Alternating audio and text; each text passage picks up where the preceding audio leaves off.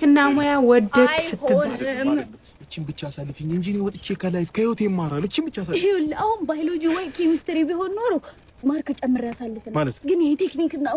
አይሆንም አንተ እኮ ብሎኬት ደርደር ስትባል እኮ ያለ ሲሚንቶ የደረደርክ ሰው እኮ እሺ እሱ ይሁን ብዬ ላሳልፈ ሰቦከ ቡኳብ ካስተባል ያለ ሲሚንቶ አቦካቶ ተጠሩም ብቻውን አይሆንም ሸሪ አይሽ መጣሽልኝ ሁለቱም ላይ ምንድነው ሳሳትኩት ሲሚንቶን ብቻ ነው የረሳሁት እኔ ሁልሽ እንዲህ አልጨቃጨቅሽም ነበር የምወደው የአባቴ ሙያ ስለሆነ እንደ አባቴ ሙን ስለምፈልግ ታዲያ አባቴ ያኔ ግንበኛ ሲሆን እንደ ዛሬ ቴክኒክና ሙያ አልተማረም እንዲሁ በልምድ በዘፈቀደ ነበር የመጀመሪያ ቤቱን ሲገነባ ለሁለት ባለ ትዳሮች ከነሶስት ልጆቻቸው ገንብቶ አሳካም ለሪት ላይ ገብተው በተኙበት የመጀመሪያ ቀን ከባድ ዝናብ ጣለ ጎርፍ ይዟቸው ሄደ አለኩ ምን ረሳ መሰለሽ አባቴ ለካ ብሎኬቱን ብቻ ነበር የደረደረው መሰረት አልነበረውም ቤቱ ይዟቸው ሄደ ሞቱ ግን የሄዶ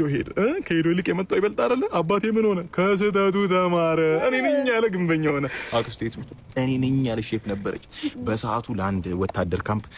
ለምግብ ብታበስል ገባች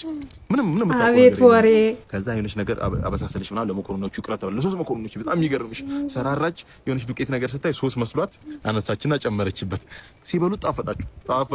ግን ያ ሶስ የመሰላት ነገር የአይጥ መርዙ ኖሯል ሶስቱም መኮሮኖች ሞቱ ከ60ዎቹ ምሁር እኩል እሷን ልትገደል ስትፈልግ ነበር ለ61ኝነት